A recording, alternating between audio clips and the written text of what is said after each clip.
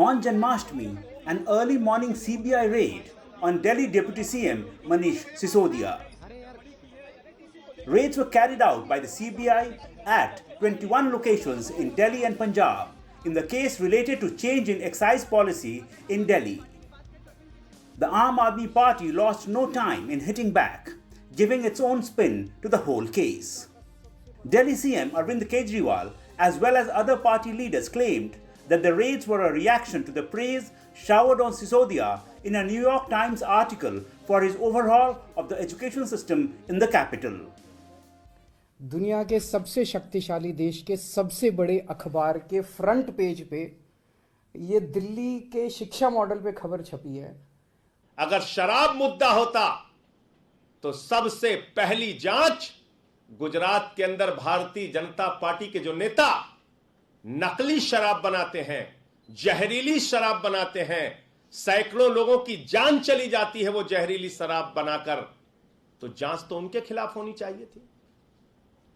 तो इसलिए शराब मुद्दा नहीं है, मुद्दा है अरविंद केजरीवाल की मॉडल को, शिक्षा के, स्वास्थ्य के मॉडल को रोकना, दिल्ली के मॉडल को रोकना। AAP workers gathered in front of Sisodia's house in a show of support. Party leaders also claimed that there were several raids on Sisodia previously and nothing incriminating was found. They said this time too Sisodia will emerge clean. कोई पहली बार नहीं हुआ कि CBI का case दर्ज किया गया है। सीबीआई के छापे पहले भी मारे गए हैं, मुख्यमंत्री कार्यालय तक में छापे मारे गए, उप मुख्यमंत्री के यहाँ पहले सीबीआई जा चुकी है। सवाल यह है मिला क्या? अब तक किसी केस में अगर कुछ मिला हो तो ये बताएं। जब छापा पड़ता है, सीबीआई जाती है, हर जगह खबर चलती है, हर जगह सवाल उठते हैं, बीजेपी वालों को मौका मिल जाता है भ्रष्टाचारी कहने का, मगर निकलता कुछ नहीं है। The BJP, however, has claimed that the change in excise policy was arbitrary and led to huge losses for the exchequer.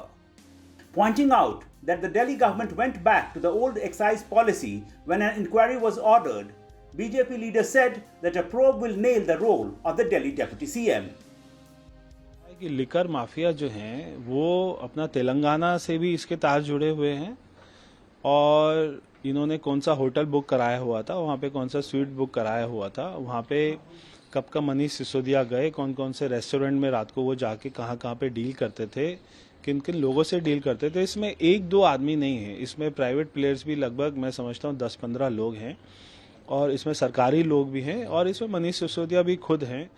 जिस दिन सीबीआई को जांच दी उसी दिन शराब नीति को वापस लिया। अगर शराब नीति में कोई घोटाला नहीं था तो उसको वापस क्यों लिया? क्योंकि शराब के ठेकों में भ्रष्टाचार हुआ, शराब के ठेकों में दिल्ली में भयंकर भ्रष्टाचार हुआ। अरविंद केजरीवाल और मनीष सिसोदिया की सांठगांठ सामने आई, इसीलिए शराब नीति को वापस लिया।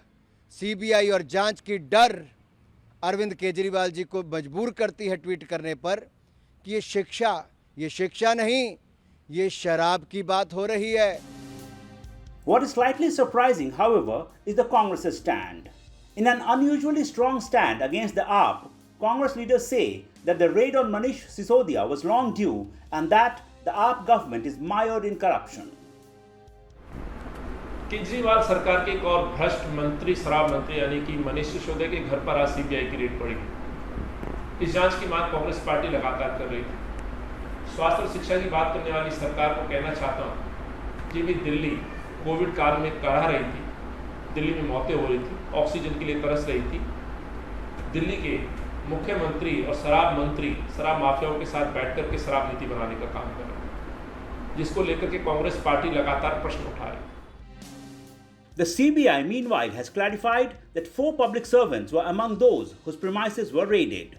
This includes Delhi's then Excise Commissioner as well.